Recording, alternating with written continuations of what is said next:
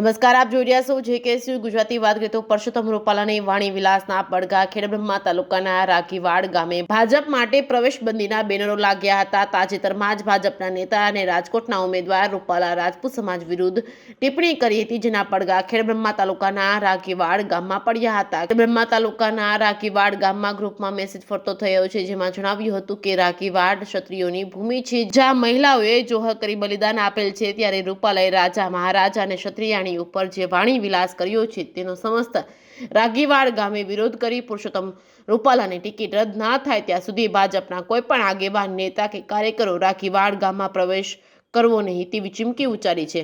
JKC Gujarati સાથે ચંદ્રશેખર ભાવસા, ખેડબ્રહ્મા.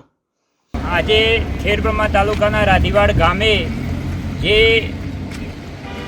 પુરુષોત્તમ રૂપાલાએ ક્ષત્રિયો વિશે, ક્ષત્રિયો મહિલા દીકરીઓ વિશે જે અભદ્ર ટિપ્પણી વાણી વિલાસ કર્યો છે, એ વિરોધમાં આજે રાખીવાડ ગામના સમસ્ત રાજપૂત ગામના પરિવાર અને બીજા પણ પરિવાર સાથે રહી અને પુરુષોત્તમ રૂપાલાની ટિકિટ રદ થાય ત્યાર સુધી રાખીવાડ ગામમાં બીજેપી કાર્યકર્તા, નેતા, કોઈ પણ કાર્યકર્તાએ પ્રવેશ કરવો નહીં એ રીતના પ્રવેશબંધીના બેનર લગાવ્યું છે.